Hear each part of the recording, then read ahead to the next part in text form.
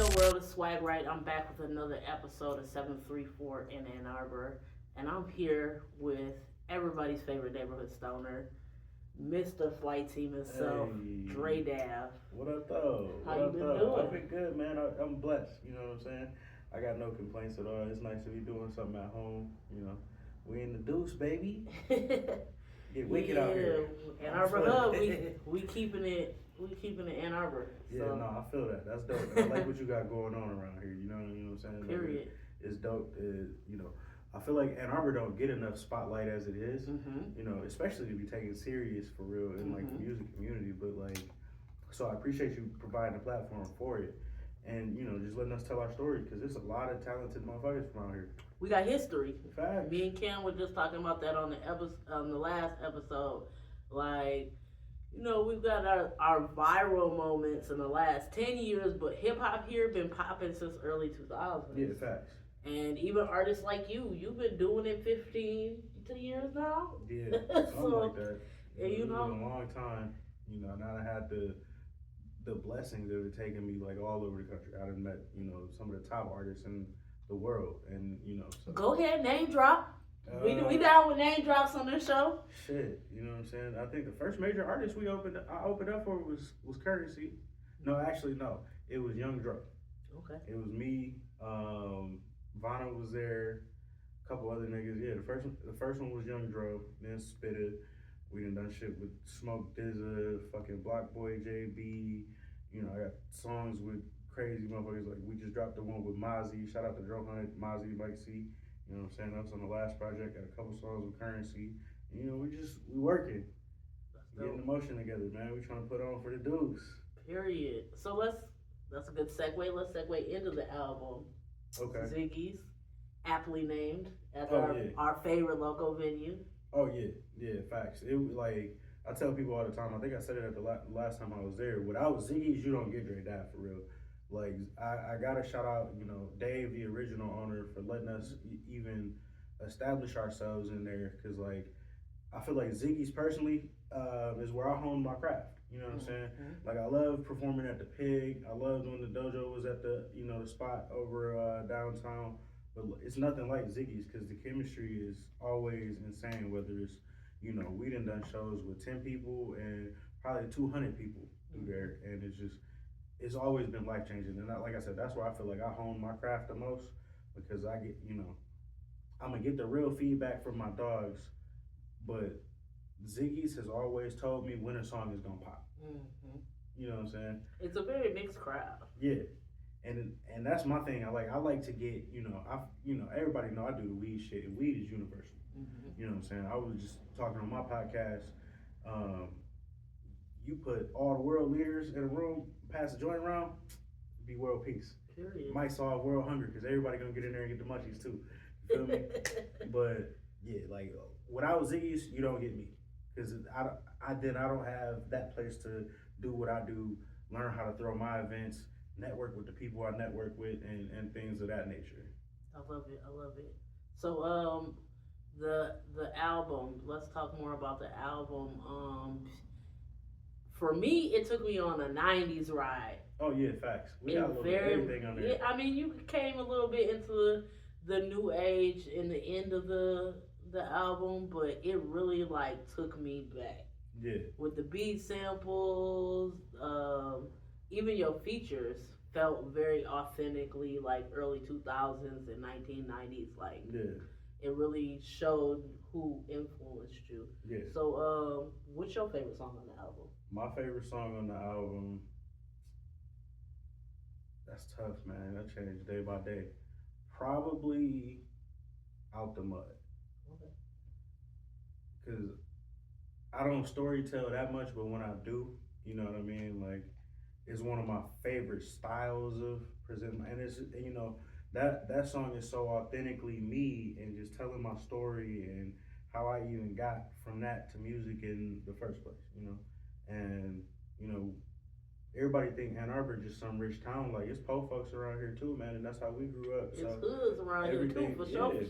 And so everything that I did, I had to get it out the mud, So that song is probably one of my favorites of all time, but definitely the favorite off that project. Okay. Yeah, I feel like people who know Ann Arbor, the spots. We come from like neighboring hoods. Yeah, Icon and Icon, Stony baby. Brook, and then we neighbors. Yeah, It's just facts. the park separate us. Right. But like the really, I really like that you told that story because it's a story that doesn't get told often enough.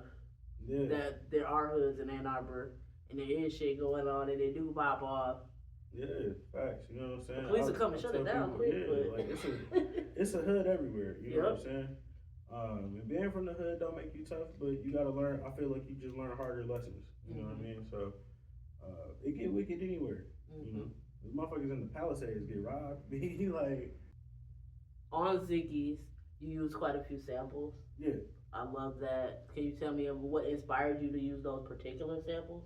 The samples just come from shit I like to listen to, or things I grew up listening to, or things that inspired me to write music. You know what I mean? Like, what's the, you know, I'm trying to think of one. Just in Dre was particular. one of my favorites. Oh yeah. He kicked it right off Yeah. with the. Well, that was something I always wanted to rap over anyway. You know what I'm saying? I love Dr. Dre. I've always had an affinity just for West Coast music in general, and I feel like that comes out a lot of times because I don't sound like the people from here. You know, I don't perform like the people from here, and so the West Coast thing was always like that's what I like. I grew up in the hyphy era, and listening to 40 and everything else, but yeah, like I said, that was just I love that song. You know that's one of the workout songs. That's one of the ones I. So I was like, you know what, man, I want to rap over this finally. So yeah, and that, like you said, that was a great way to kick off the album. And I recorded that a couple years ago and just been sitting on it. You know what I'm saying? If you've been to a show, you probably heard it before. You know what I'm saying? Because I used it to intro my sets a lot. But yeah, I was feeling it. That's dope. Can you talk a little bit about your journey coming up here in Ann Arbor, specifically in the music scene? Um, it was different. You know what I mean? Because it's not like it was a scene, but it you don't have the same resources as like a major city in terms of venues and things like that. So I feel like it makes the people you around a lot more close knit. You feel me? Um, so the support was always there. It's like even the people that ain't so dope, they still you know what I'm saying. Everybody still rock with you, and because and you watch those people over the years get better and better and hone their craft too. But like doing music in Ann Arbor, the support is there. We just need the spotlight. So that's what I feel like is the next step for Ann Arbor FC. Should just really just Washington County in general because it's such a like creative hub here within this fucking 10-20 miles between the Deuce and Ipsy. Yeah, most definitely. So tell us a little bit more about the Flight Team. That's your record label. You got several artists that represent. Tell us about that. Shout out to Villain, DJ Nitro for Notorious _ Vanity. Don't forget the underscore. And put it in the right spot. Period. Yeah, don't forget the underscore. But Flight Team is my family, man. They called me the pilot because I used to want to be a pilot. When I was younger, I wanted to be a Air Force pilot. Okay. Figured out I was too tall to fly the planes. Yeah, those cockpits are small. I've been in one. And we started, and then we started smoking weed for real, and I think we just listened to a lot of Currency and the Paper Planes thing. And me wanted to be a pilot, and I'm like, all right, but what are we gonna call the squad? Because I got the pilot shit popping. But what are we gonna call the squad? And I was like, the Flight Team. It made sense. You know what I'm saying? So that's kind of how it came. And there's we've had members come and go and everything, but like me and Nitro specifically been talking about this shit since we was 13, 14 years old. You know what I'm saying? So it's been an honor and a privilege to do this, next to my brother for so many years. Same with Villain, same with Micah. Shit, I remember rapping with Shavana in the hallway. So it's like these my peoples. We fight like siblings. We argue like we are related like this. It's a family more than anything. Most definitely. So with the flight team, you guys do a lot for the community. You do the super fly toy drive every year. Can you talk about some of the stuff you got upcoming or? So yeah, like you were saying, we do the Superfly toy drive every year. If you haven't heard about it, you're hearing about it right now. You know what I'm saying? We get a lot of local businesses involved, raise donations, pass them out to kids every year just for the less fortunate. And they get tougher and tougher every year, but I feel like we get more and more donations every year. So that just go to show you how much the community believe in some shit like that. And I appreciate, all of y'all, because we couldn't do it without y'all. And it just, it started as an idea.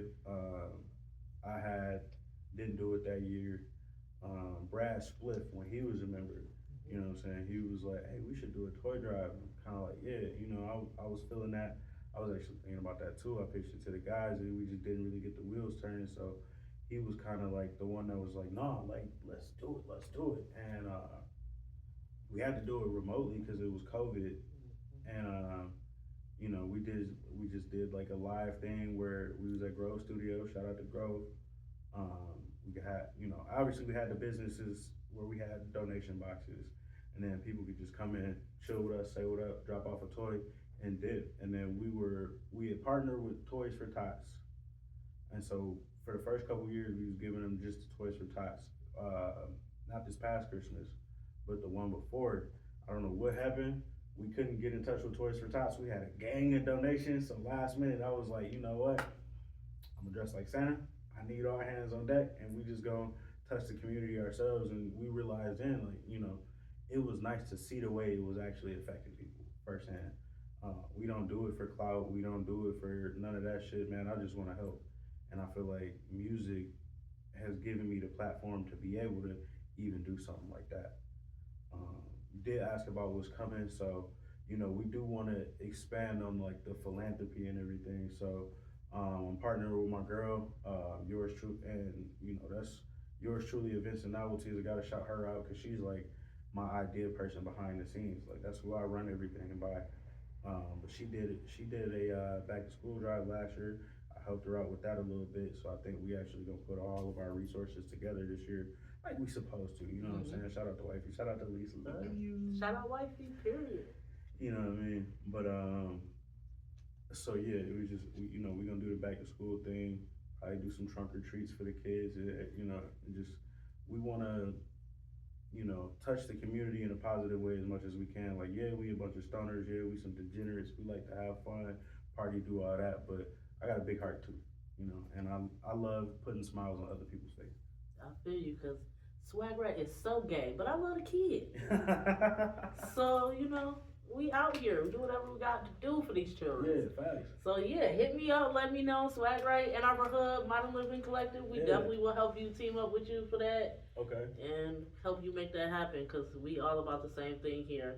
Ann Arbor Hub, it's in the name. We supporting the community. Facts, man. And like I said, all the donations we get just go to kids and families in need in the community. So if you got something extra, whether it's one toy, $10, $5, we take cash donations too, and we use that to go buy more toys. So if you don't want to do the shopping, I'll do it for you. Just holler at me.